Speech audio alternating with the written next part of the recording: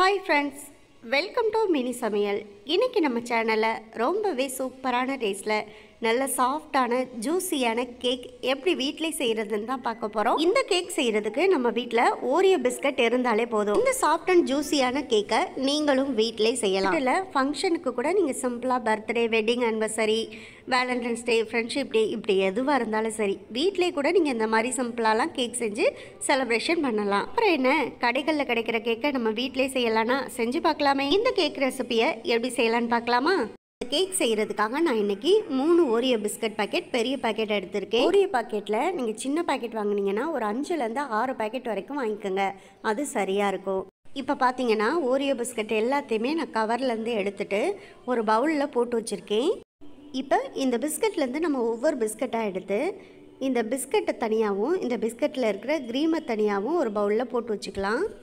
பாருங்கள், இப்போ பிஸ்கட்டையும் க்ரீமையும் தனித்தனியாக எடுத்தாச்சு. இதே போல் நம்ம மீதம் இருக்கிற பிஸ்கட் எல்லாத்தையுமே பிஸ்கட் தனியாகவும் இந்த க்ரீமை தனியாகவுமே எடுத்து வச்சுக்கலாம். இப்போ பாருங்கள், எல்லா பிஸ்கட்டையுமே நான் க்ரீம் தனியாகவும் பிஸ்கட் தனியாகவும் எடுத்து வச்சுருக்கேன். அவ்வளோதான். முதல்ல இந்த பிஸ்கட்டை நம்ம கேக்குக்கு ரெடி பண்ணிக்கலாம். இப்பொழுதைக்கு இந்த க்ரீமை தனியாக எடுத்து வச்சுக்கலாம். இப்போ இந்த பிஸ்கட் எல்லாத்தையுமே நம்ம கேக் செய்கிறதுக்கு ரெடி பண்ணணும்.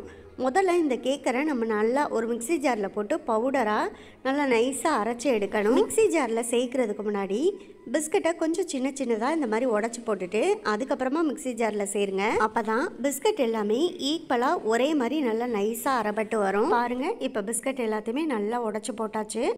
அடுத்ததாக இந்த பிஸ்கட் எல்லாத்தையுமே ஒரு மிக்சி ஜாருக்கு ட்ரான்ஸ்ஃபர் பண்ணிடலாம். இப்போ நம்ம உடச்சி வச்சுருக்க பிஸ்கட் எல்லாத்தையுமே மிக்சி ஜாரில் சேர்த்துருங்க.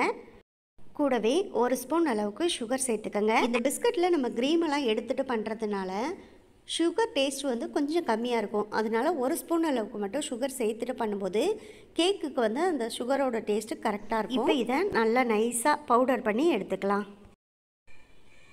பாருங்கள், இப்போ பிஸ்கட்டை நல்லா பவுடர் பண்ணி எடுத்தாச்சு. அதை ஒரு மிக்சிங் பவுலில் சேர்த்துருங்க.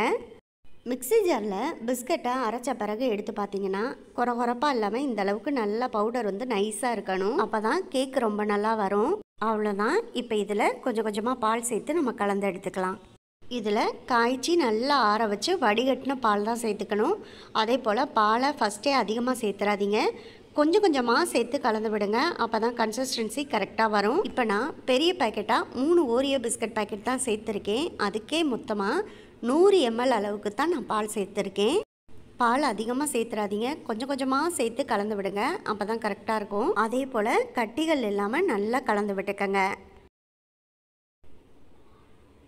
பாருங்கள், இப்போ நல்லா கலந்தாச்சு. இந்த அளவுக்கு கெட்டியாக இருக்கணும். இந்த மாதிரி கெட்டியாக இருக்கும்போது நான் இன்றைக்கி இது கூட சேர்க்குறதுக்கு ஒரு ஈனோ பாக்கெட் தான் எடுத்திருக்கேன். பிஸ்கட்டும் பாலும் சேர்ந்து கலந்ததுக்கப்புறம் இந்த ஈனோ ஒரு பாக்கெட் மட்டும்தான் இதோட சேர்த்து கலந்து விட போகிறேன். உங்ககிட்ட ஈனோ இல்லைன்னா பேக்கிங் பவுடர் இருந்தால் அதில் கூட நீங்கள் 1 ஸ்பூன் சேர்த்துக்கலாம். பாருங்கள், இப்போ ஈனோ சேர்த்தாச்சு. அடுத்ததாக மீதம் இருக்கக்கூடிய கொஞ்சோண்டு பாலையும் சேர்த்து நல்லா ஒரு முறை கலந்து விட்டுக்கோங்க. இதை நல்லா கலந்துட்டு லாஸ்ட்டாக பார்க்கும்போது பிஸ்கட் மாவு நல்லா இந்த மாதிரி ஒரு கன்சிஸ்டன்சியில் இருக்கணும். அப்போ தான் கேக் செய்கிறதுக்கு சரியாக இருக்கும்.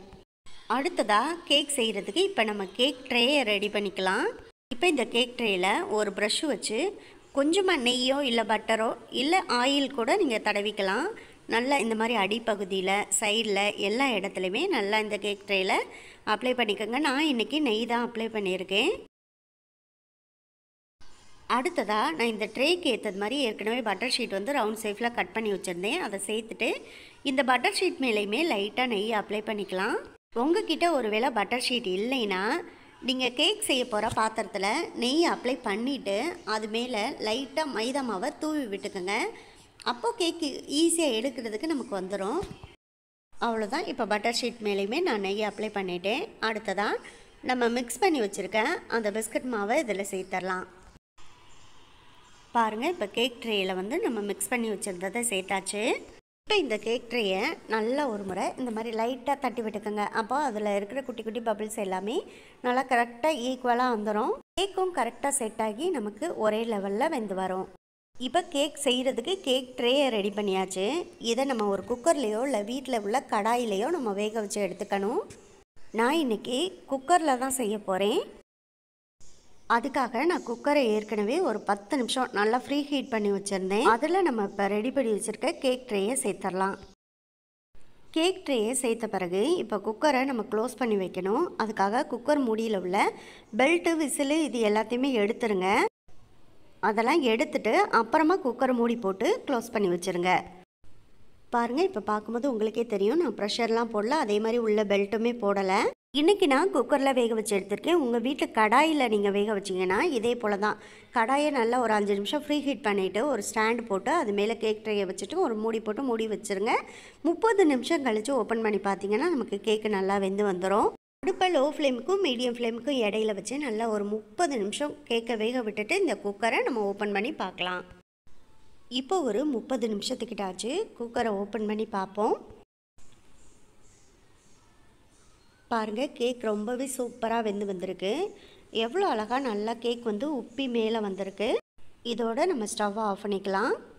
கேக் நல்லா நடுவுலலாம் வெந்துருச்சா என்னங்கிறத பார்க்குறதுக்காக ஒரு குச்சியோ இல்லை கத்தியோ வச்சு இந்த மாதிரி சொருகி பாருங்கள். அப்போது கேக் எதுவுமே ஒட்டாமல் வந்தால் நமக்கு கேக் வந்து நல்லா வெந்து வந்துருச்சுன்னு அர்த்தம். இப்போ கேக் நல்லாவே வெந்துருச்சு. இந்த கேக் ட்ரேயை நம்ம குக்கர்லேருந்து வெளியில் எடுத்து வச்சிடலாம். இப்போ கேக் ட்ரேயை வெளியில் எடுத்தாச்சு. உடனே நம்ம கேக்கை வந்து இதிலேருந்து வெளியில் எடுத்துடக்கூடாது. ஏன்னா கேக் வந்து இப்போ நல்லா சூடாக இருக்கும். ஒரு 10லேருந்து 15 நிமிஷம் ஆற விட்டுறலாம். சூட்டோடு நம்ம அந்த கேக்கை வெளியில் எடுத்தோன்னா பிஞ்சு பிஞ்சு வரும். அதுக்காக நல்லா ஒரு 15 நிமிஷம் ஆற விட்டுட்டு அதுக்கப்புறமா இந்த கேக் ட்ரேலேருந்து கேக்கை எடுத்துக்கலாம். அடுத்து ஒரு 15 நிமிஷம் கழித்து ஒரு கத்தி வச்சு இந்த மாதிரி சைடில் லைட்டாக எடுத்து விட்டுட்டு நம்ம கேக்கை எடுத்துடலாம். இப்போ இந்த கேக் ட்ரேயை அப்படியே எடுத்து இந்த பிளேட்டில் கவுத்து போட்டுக்கோங்க. கவுத்து போட்டுட்டு நல்லா இந்த கேக் ட்ரேயை லைட்டாக இந்த மாதிரி தட்டி விடுங்க. அப்போது நமக்கு கேக் ட்ரேலேருந்து கேக் வந்து ஈஸியாக கலண்டு வந்துடும். பாருங்கள், இப்போ கேக் எவ்வளோ சூப்பராக நமக்கு கலண்டு வந்துருச்சு. நம்ம போட்ட பட்டர் ஷீட் கூட அவ்வளோ அழகாக வந்துருச்சு. இதை மெதுவாக எடுத்துடலாம். அவ்வளோதான், ரொம்பவே சாஃப்டான இந்த கேக்கை ஓரியோ பிஸ்கட் வச்சே நம்ம ரெடி பண்ணியாச்சு. இதுக்கப்புறமா இந்த கேக்கை கொஞ்சம் டெக்கரேட் பண்ணிக்கலாம். நான் இன்றைக்கி சாக்லேட் சிரப் தான் எடுத்திருக்கேன். இந்த கேக் மேலே நம்ம அப்ளை பண்ணிக்கலாம். இப்போ அப்ளை பண்ணி வச்சுருக்கேன் இந்த சாக்லேட் சிரப்பை ஃபுல்லாகவே ஒரு ஸ்பூன் வச்சு நம்ம தடவி விட்டுக்கலாம். அதே போல் ஓரியோ பிஸ்கட்டில் அந்த நடுவில் அந்த க்ரீமில் கொஞ்சமாக எடுத்து பால் சேர்த்து நல்லா மெல்ட்டு பண்ணிவிட்டு அதை நடுவில் ஒரு ஸ்பூன் வச்சு சேர்த்துக்கிறேன். கூடவே ஒரு ஜெர்ரி பழமும் நடுவில் எடுத்து வச்சிடலாம். அடுத்ததாக இது மேலே நான் கொஞ்சம் வால்நட்ஸை உடச்சிட்டு சேர்த்துருக்கேன். உங்ககிட்ட எந்த நட்ஸ் இருக்கோ அதை கூட நீங்கள் சேர்த்துக்கலாம். பாதாம், முந்திரி, பிஸ்தா இந்த மாதிரி எந்த நட்ஸ் இருந்தாலும் சேர்த்துக்கலாம். ஜெர்ரி பழம் ஒரு 2-3 பழத்தை எடுத்து பாதி பாதியாக நீங்கள் கட் பண்ணி இந்த மாதிரி ஸ்பேஸ் விட்டு கொஞ்சம் கொஞ்சம் தள்ளி இந்த மாதிரி சேர்த்துக்கோங்க. பாருங்கள், இப்போ சுற்றிலுமே நான் ஜெர்ரி பழத்தை வச்சுட்டேன். பார்க்கவே ரொம்ப பியூட்டிஃபுல்லாக இருக்குது. அவ்வளோதான், ரொம்ப ரொம்ப டேஸ்டான நல்ல சாஃப்டாக ஜூஸியாக சூப்பரான ஒரு கேக் நம்ம ரெடி பண்ணியாச்சு. பாருங்கள், நான் கத்தி வச்சு கட் பண்ணும்போது இப்போ உங்களுக்கே தெரியும். பாருங்கள், கேக் எவ்வளோ சாஃப்டாக ஸ்மூத்தாக இருக்குது. கண்டிப்பாக நீங்களும் இதே போல் ட்ரை பண்ணுங்கள். ட்ரை பண்ணி பார்த்துட்டு எப்படி வந்துச்சுங்கிறத கமெண்ட் பாக்ஸில் சொல்லுங்கள். இந்த வீடியோ உங்களுக்கு பிடிச்சிருந்தா இந்த வீடியோவை லைக் பண்ணி நம்ம சேனலை மறந்துடாமல் சப்ஸ்கிரைப் பண்ணுங்கள். உங்கள் ஃப்ரெண்ட்ஸ் அண்ட் ரிலேட்டிவ்ஸ் எல்லாருக்கும் ஷேர் பண்ணுங்கள். இதே போல் அடுத்தடுத்து நல்ல நல்ல வீடியோவில் சந்திப்போம். ஓகே, பாய்.